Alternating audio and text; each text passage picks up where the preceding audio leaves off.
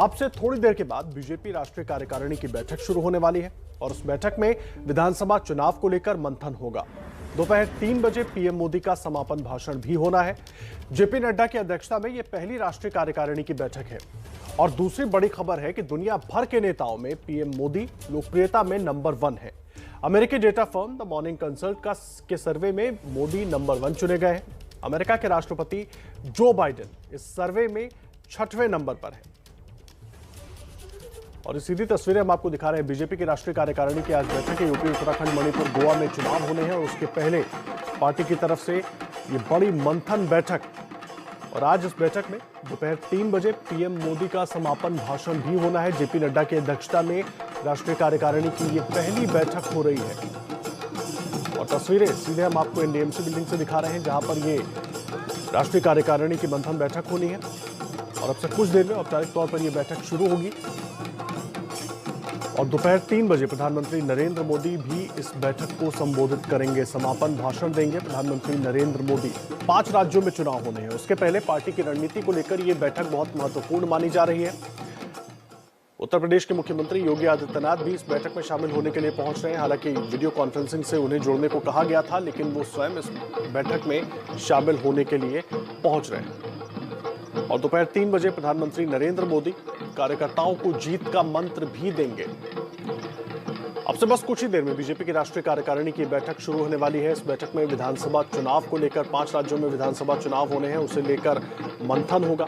किस राज्य में किस तरह की रणनीति होगी, किन मुद्दों को जनता के बीच लेकर जाना है, इन तमाम चीजों को लेकर बात होगी।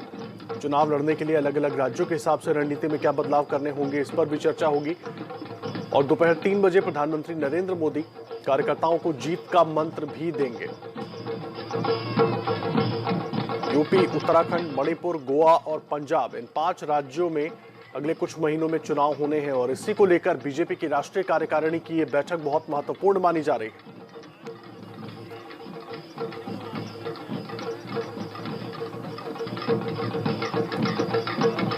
और हम मोदी जी के लिए बेस्ट विशेष, मोदी जी हमारे और प्रधानमंत्री बने और हमारे देश का नाम रोशन हो रहा है जैसे और विश्व में वैसे मोदी जी करे। इसलिए हम लोग भगवान सूर्य से हम लोग छठ पर खुद ही मैं करती हूँ, हम लोग सारी जितनी बहनें हैं, और ईश्वर से कामना ये करते हैं मोदी जी हमारे दोबारा हमारा जैसा हिंदुस्तान पूरे विश्व में परचम फैला रहा है वैसा आगे फहराता रहे। तो ये तस्वीरें आप एनडीएमसी कन्वेंशन सेंटर से देख रहे हैं, जहां पर अब से कुछ ही देर में शुरू होनी है बीजेपी की अहम बैठक। नीरज पांडे हमारे सहयोगी जुड़ गए हमारे साथ एनडीएमसी कन्वेंशन सेंटर से। नीरज, तस्वीरें अपने दर्शकों को हम दिखा रहे हैं, कितनी देर में बैठक शुरू होगी, कौन कौन से नेता पहुंच चुके हैं और क्या कुछ अहम रहने वाला है आज की इस बैठक में?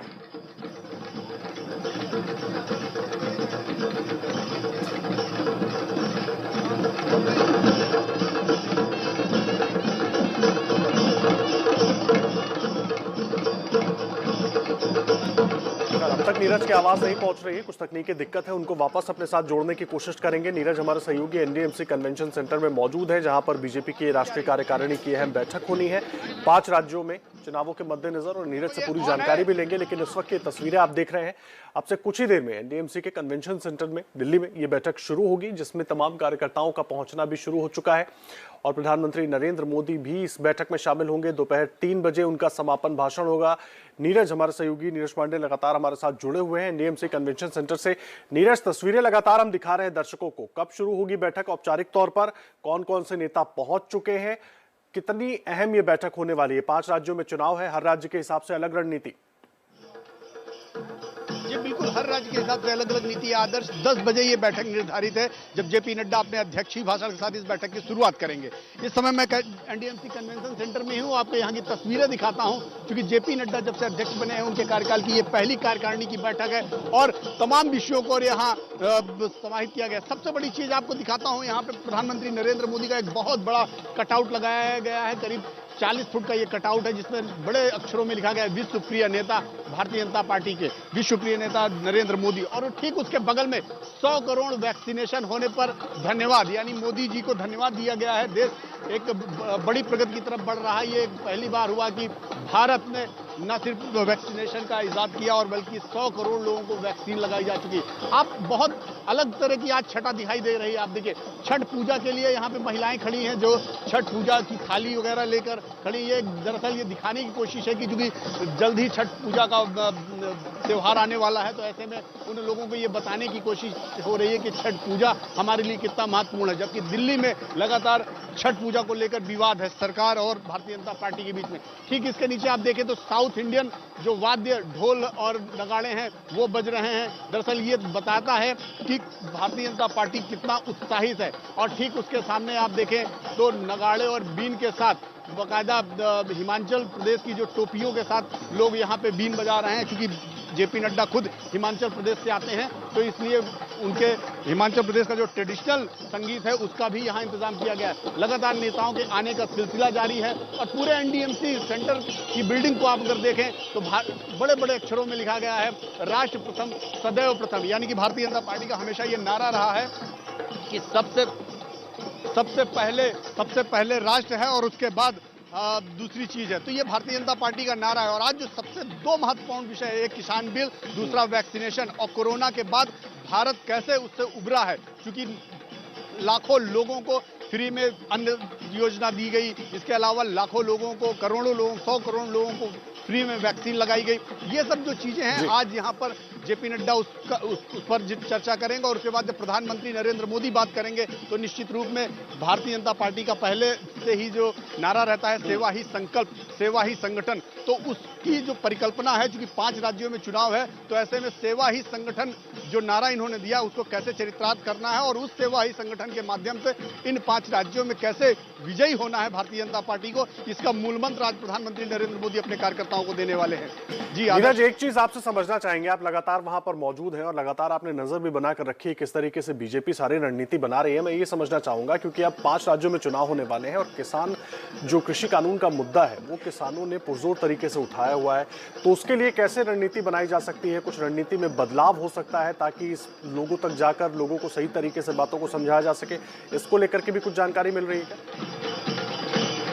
जी बिल्कुल, कृषि कानून को लेकर पहले ही सरकार ने बिल्कुल क्लियर कर दिया है कि कृषि कानून की जो विशेषताएं हैं वो निश्चित रूप में किसानों को फायदा पहुंचाने वाली है। आज कार्यकारिणी में निश्चित रूप में इस पर बैठक होने वाली, बातचीत होने वाली है और प्रधानमंत्री नरेंद्र मोदी एक बार फिर इस कानून पर अपने कार्यकर्ताओं, अपने पार्टी के नेताओं के साथ चर्चा करेंगे और ये बताने की कोशिश करेंगे कि कृषि कानून की जो विशेषताएं हैं आप लोग घर घर जाइए और लोगों को बताइए कि आखिर ये पहले भी ये सेवा ही संगठन के माध्यम से भारतीय जनता पार्टी ने इसको किसानों तक पहुंचाने का एक पूरा रोड मैप तैयार किया था कि किसानों तक पहुंचे और उनसे बात करें और उनको बताएं कि इस कृषि कानून से कहीं किसी का कोई नुकसान नहीं होने वाला, बल्कि कृषि कानून से सीधा फायदा होने वाला। अगर जो भी आंदोलन या कुछ चल रहा है उसके पीछे किसानों से ज्यादा कृषि कानून के प्रति जो पॉलिटिक्स चल रही है वो सबसे बड़ा इशू है। तो आज भी मुझे लगता है कि इसी मुद्दे पर प्रधानमंत्री नरेंद्र मोदी या जेपी नड्डा दोनों लोग चर्चा कर सकते हैं। आज जो राजनीतिक एजेंडा होगा निश्चित रूप में उसमें जो अन्य विषय हैं उनके अलावा कृषि कानून का जो विषय है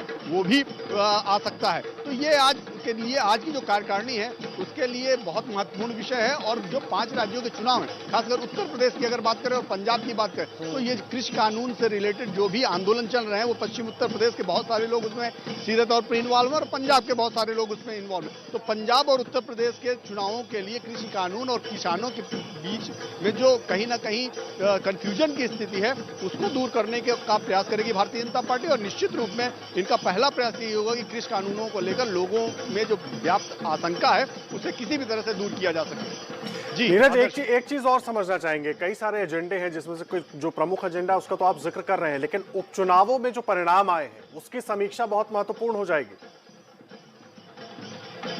देखिए, उसकी समीक्षा के लिए कार्यकारिणी की बैठक में उसकी समीक्षा नहीं होती। मैं आदर्श जब भी ऐसे रिजल्ट्स आते हैं तो उसके लिए बाकायदा कोर कमेटी बैठती है, भारतीय जनता पार्टी का पार्लियामेंट्री बोर्ड बैठता है और वो उस विषय की समीक्षा करता है। और हर महीने भाजपा के जो अध्यक्ष हैं वो हर महीने राष्ट्रीय महासचिवों की बैठक लेते हैं और उन बैठकों में भी ऐसे विषयों की समीक्षा की जाती है, ऐसे विषयों की चर्चा की जाती है। राष्ट्रीय कार्यकारिणी की बैठक जब भी होती तो राष्ट्रीय कार्यकारिणी की बैठक में अगले 1 वर्ष का क्या प्लान है भारतीय जनता पार्टी का, उस पर चर्चा होती है, जो आगामी इलेक्शंस हैं उनमें हम किन मुद्दों के आधार पर जाने वाले हैं उस पर चर्चा होती है, और देश के प्रमुख मुद्दों पर जिनमें भारतीय जनता पार्टी अपने आप को संबद्ध करती है, अपने आप को जोड़ती है, उन विषयों पर चर्चा होती है। यानी कि हमने पिछली कार्यकारिणी में जो एजेंडे तय किए थे उस पर कितना हमने अमल किया, और इस कार्यकारिणी के बाद जो आगे का रोड मैप, आगे का प्लान हम बना रहे हैं उस पर हम कहां तक पहुंचेंगे, इन विषयों पर चर्चा होती है। तो आज का जो विषय है वो बहुत लार्जर है, उसको जो है आप केवल एक उपचुनाव के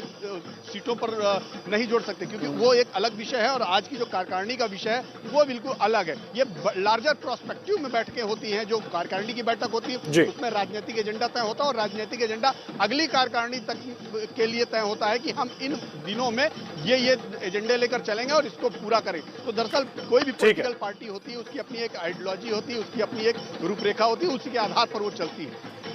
और उस वक्त बड़ी खबर आपको बता दें, अब से थोड़ी देर के बाद बीजेपी राष्ट्रीय कार्यकारिणी की बैठक शुरू होने वाली है और नेताओं के पहुंचने का सिलसिला लगातार जारी है। उत्तर प्रदेश के मुख्यमंत्री योगी आदित्यनाथ भी एनडीएमसी कन्वेंशन सेंटर में पहुंच चुके हैं। कार्यकारिणी की बैठक में हिस्सा लेने के लिए तस्वीरें हम आपको दिखा रहे हैं। अब से कुछ देर पहले मुख्तार अब्बास नकवी, एस जयशंकर, तमाम नेता पहुंचे थे और ये तस्वीरें आप देख रहे हैं यूपी के मुख्यमंत्री योगी आदित्यनाथ की। नीरज पांडे हमारे सहयोगी लगातार जुड़े हुए हैं।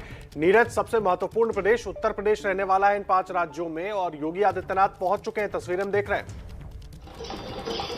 जी बिल्कुल, मैं आपको बता दूं आदर्श की मुख्यमंत्री योगी आदित्यनाथ पहुंच चुके हैं। चूंकि पहले ही हम लोगों ने ये खबर ब्रेक की थी कि योगी आदित्यनाथ वर्चुअली न जुड़ के वो सीधे एनडीएमसी कन्वेंशन सेंटर में पहुंचेंगे, तो निर्धारित समय से पहले यानी 10 बजे चूंकि यह बैठक शुरू होनी है उससे पहले योगी आदित्यनाथ यहाँ एनडीएमसी सेंटर में पहुंच चुके हैं। चूंकि उत्तर प्रदेश का चुनाव बहुत महत्वपूर्ण रहने वाला है, ऐसे में योगी आदित्यनाथ का वर्चुअली न जुड़ के फिजिकली रहना बहुत इंपॉर्टेंट हो जाता है, क्योंकि वहाँ के मुख्यमंत्री हैं, बड़े नेता हैं, और अगला चुनाव चूंकि जैसे पार्टी ने घोषित कर दिया है, खुद गृहमंत्री अमित शाह मंच से बोल चुके हैं कि अगला चुनाव योगी आदित्यनाथ के चेहरे पर ही लड़ा जाएगा। तो जिस चेहरे पर भारतीय जनता पार्टी चुनाव लड़ने जा रही है उत्तर प्रदेश का, ऐसे में उस नेता का इस बैठक में रहना बहुत जरूरी है, क्योंकि बहुत सारे एजेंडे हैं जो उत्तर प्रदेश से रिलेटेड हैं, उस पर चर्चा होने वाली है। और यूपी का इलेक्शन भाजपा के लिए बहुत महत्वपूर्ण है, इसलिए भी बहुत महत्वपूर्ण है क्योंकि यूपी एक ऐसा राज्य है जहां से प्रधानमंत्री आते हैं, और भारतीय जनता पार्टी के लिए सबसे बड़ा राज्य है सीटों के लिहाज से देखें। इस बार भी जो आप देखें तो 65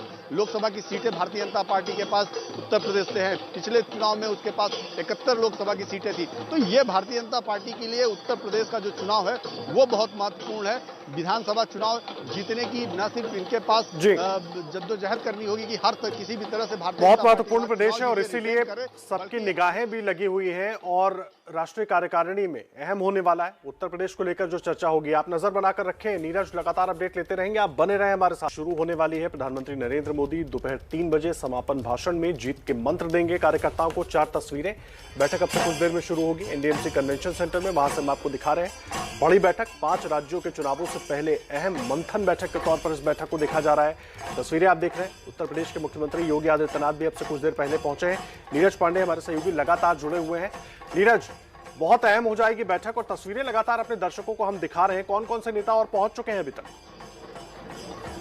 जी बिल्कुल, मैं आपको बता दूं योगी आदित्यनाथ पहुंच चुके हैं, कई केंद्रीय मंत्री पहुंच चुके हैं। देखिए मनोज तिवारी पहुंचे हैं और थोड़ी देर में यहाँ पे भारत के प्रधानमंत्री नरेंद्र मोदी पहुंचने वाले हैं और उनके स्वागत के लिए जेपी नड्डा समेत जो बड़े नेता हैं वो गेट पर पहुंच चुके हैं। माना जा रहा है कि जब प्रधानमंत्री नरेंद्र मोदी पहुंचेंगे तो उनका जोरदार स्वागत किया जाएगा और उनके स्वागत के लिए यहाँ पे आप देखिए किस तरह ढोल नगाड़ों के साथ यहाँ पे तमाम महिलाएं, तमाम कार्यकर्ता यहाँ पे तैनात हैं। देखिए निर्मला सीतारमण जो केंद्रीय वित्त मंत्री हैं वो भी यहाँ सामने पहुँच चुकी हैं, भूपेंद्र यादव पहुँच चुके हैं, गिरिराज सिंह पहुँच चुके हैं। लगभग सभी कार्यकारिणी के जो बड़े नेता हैं, केंद्रीय नेतृत्व के लोग हैं, वो धीरे धीरे यहाँ पहुँच रहे हैं। अब केवल इंतजार है प्रधानमंत्री नरेंद्र मोदी के पहुंचने का। जेपी नड्डा भी पहुंच चुके हैं कार्यकारिणी में। अब केवल प्रधानमंत्री नरेंद्र मोदी का इंतजार है। प्रधानमंत्री नरेंद्र मोदी के स्वागत के लिए जेपी नड्डा और पार्टी के दूसरे नेता गेट पर मौजूद हैं। वहां पे जब प्रधानमंत्री आएंगे तो गेट से उनका स्वागत करते हुए उन्हें अंदर लाया जाएगा और सीधा कार्यकारिणी स्थल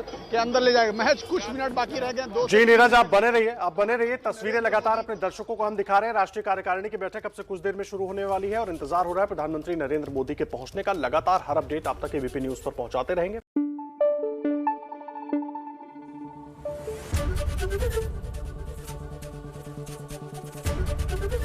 एबीपी न्यूज आपको रखे आगे।